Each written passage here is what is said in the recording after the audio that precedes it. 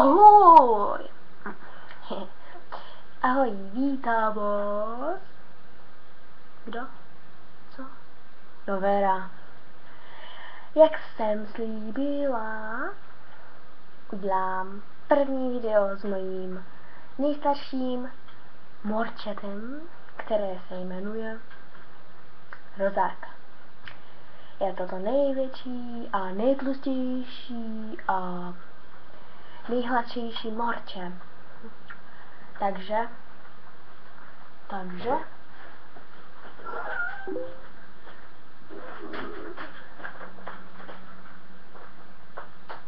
Roza přichází.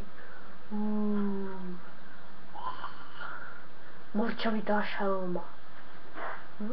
Vidíte, je to macek, takový macík. Taky tě miluju. No jo. Kutin. V Rozárce už je přes rok. A je to krásná morčovitá šelma. Je rozkošná. Komu se líbí, ať dá like. Kdo má rád morčinky, ať dá koment. A tudu. Pravda je, že bych mohla udělat všechny ty videa dneska. Ať to máme za sebou. Akorát.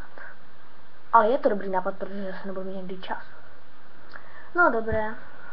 Takže počkej, Rozo, neboj se kamery. Aha, já jsem Roza. Mám se dobře a jsem tlustá. No co je kolo? Tak čau. Ahoj. Já se taky loučím. Tak čau, zas někdy. Čumáky.